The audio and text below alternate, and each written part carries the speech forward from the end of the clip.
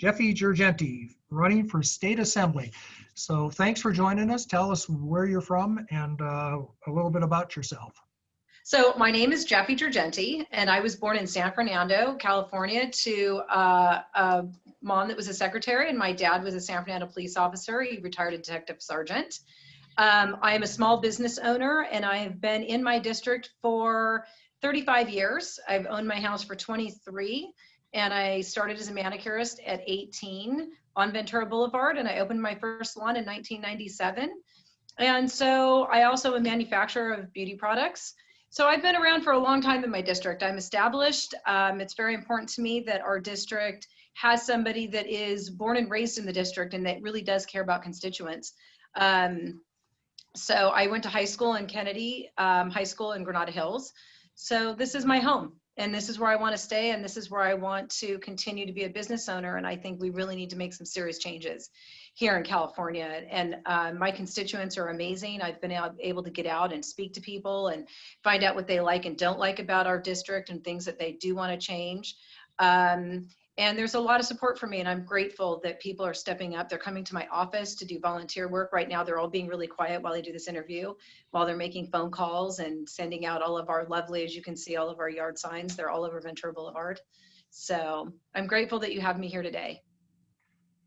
Great. Well, let's talk about some of the changes that you'd like to make in Sacramento. And we've been at it since 8 a.m. So we've heard a lot of different views. We've heard a lot of different issues. We've kind of run the gamut. And some of the big issues that come up, surprisingly, maybe not so surprisingly, AB 5 seems to be a big topic. It seems to be that people have strong opinions on that on both sides of this. And as you know, that's the law that's on the ballot now that reclassifies a lot of independent contractors as employees here in California. What's your view about this? Is that something that should be repealed or should be expanded? Well, as you'll see, repeal AB 5 is on my ballot, on my yard signs. So repeal AB 5 for me is huge. I'm a manicurist, I'm a salon owner, and as of January 1st, 2022, all my manicurists will need to be employees. What does that mean for my business? It will close my business. My manicurists have no interest in being employees. We are independent contractors. We book our own appointments. We have keys to our salons, and we work whatever hours and days that we want. And now that they closed us through the pandemic, we literally have just opened. It's been a week and 2 days. So our business has taken a huge hit. It's only manicurists as of January 1st that will have to be employees. My hairdressers and estheticians will all still be able to pay rent. I think there's a huge confusion about our industry and what it means. AB 5 has to be repealed. It cannot stay on the books. We are telling people that you don't matter and that you must be an employee. And I don't agree with that. I mean, you have tradesmen. What about when you get your house done and you have a contractor come in, they're a small business.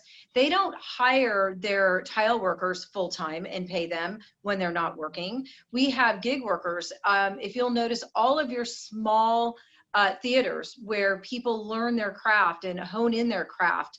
A lot of your comedians started out as small, little, tiny pockets throughout the Valley and Hollywood before they hit it big. And they're independent contractors. They get to go and be a gig worker for 15 minutes and do their comedy. None of them are going to be able to work. But you know what's really scary is that we have nurses that nobody's talking about. These nurses go out and they take care of people that are at home and they have wound care that they need. They're not all employed through big companies. A lot of times they're independent contractors and they go all throughout the country. One of the big things that people aren't aware of is that when women are raped or children in general, men, boys, young women, adult women, we have nurses that are forensic nurses. And what they do is they get called in by the hospitals and they do a forensic accounting of all the evidence, and they know how to deal with that patient who's been traumatized. They're able to collect the evidence in private places on their bodies and preserve it so that when they go to court, it's been collected correctly. They're independent contractors. Hospitals cannot afford to pay them on salary to be there when they don't have a case that comes in. Those nurses are now not working. So now any evidence that's being collected for a person of a violent crime, who knows if it's getting collected correctly? Is that what we want in California? I don't think so. And I think there's over 400 plus businesses that have been affected by AB5 being passed as of January 2020. It's not just the small businesses, it's larger businesses that are now going to be able to take over California because they have the resources to employ full-time employees. But even that's not good because these people aren't getting employed full-time because they don't want to pay their health insurance. So this rhetoric that, oh, all these people will get health insurance. No, they're not. How many people are getting employed on a full-time basis with benefits? Few and far between. So that creates a whole healthcare issue, which is a whole nother issue, but it's not a ballot issue right now. So I would like to work on that as once I'm in the assembly, but AB5 must be repealed. It has to be repealed, and voting yes on 22 will separate the Uber Lyft out of AB5. It will take away one of the feet of AB5, allowing us to be able to put through legislation to get it knocked out. But here's something people need to really realize is that if your industry can afford a legislator, or not a legislator, a lobbyist to go in and lobby for you, you get an exemption. So our newspapers have gotten an exemption for 1 year. So now all these little tiny newspapers that go to all the different communities, they have people that they pay to deliver those newspapers. They got an exemption. A year from now, they'll no longer be exempt, which means the newspapers are now going to have to hire them as employees to deliver your paper. That's an 85% increase in the cost of newspapers. How many of those little papers do you think are still going to be around? Like the Acorn and the Calabasas papers and the Woodland Hills little papers. And then you have our lower income communities. They rely on those newspapers in their own language in order to understand what's going on while they try to navigate learning the English language here. So that's really important that we repeal it. Let me ask you, there have been some compromise proposals I've seen put forward on the state level and even on the federal level, and even here in California. By the way, I'm a lawyer, so I get one of those exemptions. Yes, you do. You had a good lobbyist. Yeah, I got a good The lobbyist. manicuring industry did not. Well, sorry to hear that. But there have been some compromise ideas. In fact, even now, independent contractors can get SDI. They can get unemployment. How would you feel about something like that? Is there something short of a full repeal? Because I have to believe that part of the policy behind this was just to allow, well, I don't know what the policy was, but let me ask you, is there a compromise to be had here, or should the whole thing just be tossed out? I think the whole thing needs to be tossed out, and I'll tell you why.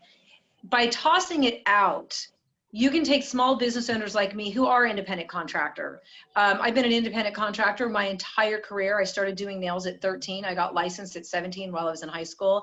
I went to a trade school, which I'd like to get into education if we have enough time. And that started my career doing nails. I really wanted to go to law school. I wanted to be a prosecutor and prosecute serious crime. And I wanted to eventually sit on the Supreme Court and make laws. Now I get the opportunity to compete to get into the assembly, and I still get to do something more about what I'm passionate about creating laws. I think if we throw it out, and then if we look at the individual businesses that would benefit from it, I think that would be good. But I also think you need to ask the constituents what they really want. Let's talk to the contractors. Let's talk to the manicurists. Let's talk to the newspapers. Let's talk to all the 400 plus industries and ask them what they want as far as how they want it to work. If you'll notice, none of the newspapers have cartoonists. Why? The cartoonists are independent contractors. They get paid by the cartoon. So none of them are creating cartoons. None of them are working. So you have a huge issue with all these little businesses, and who gets to decide who gets to work and who doesn't. It all depends on how much money you have for a lobbyist. Cartoonists don't have enough money for lobbyists. So I think throwing it out and then taking a step back and looking at these industries and see who might benefit and who might not. Some of these people do side work along with their regular jobs. Teachers are the biggest interest. So you have teachers that work through the school year, they get paid, and then some of them are in private schools teaching. And when they're off during the summertime or after school, they do a lot of coaching of their students on how to get into college, how to pass math, how English. They're significant, and now they can't work. I think it's really a problem to keep part of it, because whoever has the biggest money to pay a lobbyist is the one that's going to change that law. Scrap it, start over, and look at it. And maybe it's just a law we should never have in California. Okay, let's move on to education. Since we have limited time, I see that's on your board, your Oh, sign yes, it behind you is. too. So tell 100%. me about your views on education. I assume you have a view on whether schools should reopen. You probably have views on other aspects. So as far as their opening, yes, I do believe they should open. I think kids are at the lowest risk of COVID.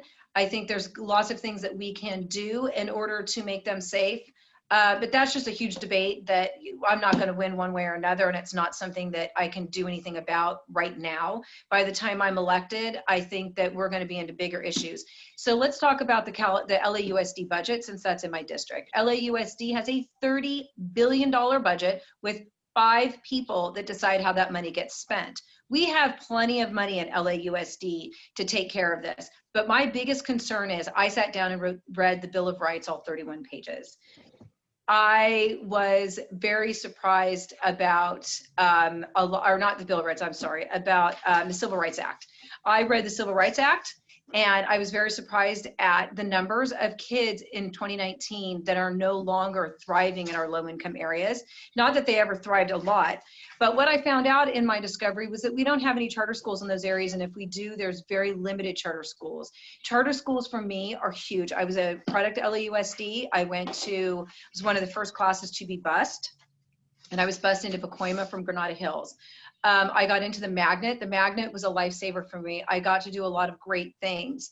I see kids that want to perform and parents that feel that there are areas that their kids can perform at better when they're not limited to a zip code. And I think people don't realize you're sending your kid to a school in a zip code.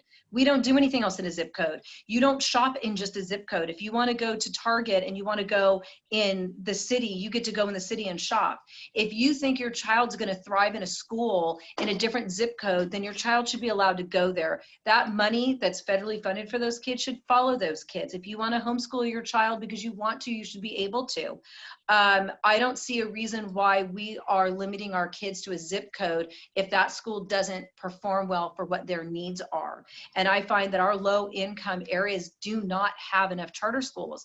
When you look at the East Valley, which I'm not running in the East Valley and I'm not running in downtown LA, but I do know that they do not have the kind of schools that they should have. Being in the assembly, I'm for the entire state, not just my district. Yes, I do need my district and I do need their support and I do need to keep in mind the things that they want. But if someone in my district moves out of my district and they want to have a charter school, they should be able to have a charter school in that other area. I'm 100% for charter schools. I'm 100% for the money following the student. And I'm 100% for parents have a right to decide what's the best education for their child. Okay, you have one more thing on your sign I notice, it's public safety. And that has been a topic of discussion today. People have views on the role of the police in society and what the state should be doing, if anything, right now. Well, I'm a daughter of a police officer, so I'm 100% for law enforcement. As a daughter of a police officer, I know what they go through every single day. And I was just on a Zoom call the other night with LAPD, and it was horrifying. I asked them how their families were doing, and it was horrifying to me that they've all had to remove their families from their Facebook pages, their Instagrams, and all their social media because they're being threatened. That's just not okay with me. These men and women put on a uniform and a flak jacket and they're willing to do the job that others aren't willing to do, and they're not paid enough for the job that they're doing, and now we want to defund them. Let me tell you what happened when they defunded the police department. You didn't get any less officers, you got less 911 callers. I'm on AM 870 on Saturday nights from 8 to 9, and it's the Los Angeles Hispanic Republican Club that supports me, and I'm lucky to be on that radio station. We had a call come in from a gentleman that lost his uncle because 911 didn't answer their call fast enough, and when they did, they put him on a hold. By the time 911 operators were able to send an ambulance, he'd already expired. That's what's happening when you defund the police department. If you're not happy with how the police are taking care of people, which I do understand, we have bad officers that do need to be looked at, removed from the department, but we have a lot of great officers and they're paying the price. My look at this is we have social work programs, and in Northridge, there is a huge social work program there that they train social workers.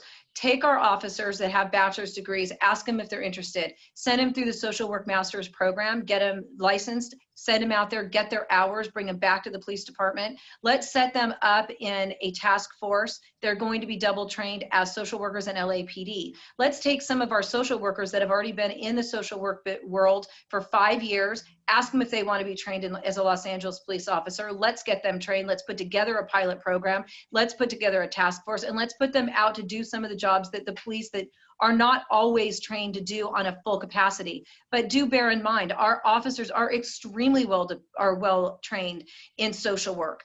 They are trained in these areas, but it's not always their job to take care of it. So let's overlap and make it part of their job. In order to do that, we need to give them more funding, not less funding.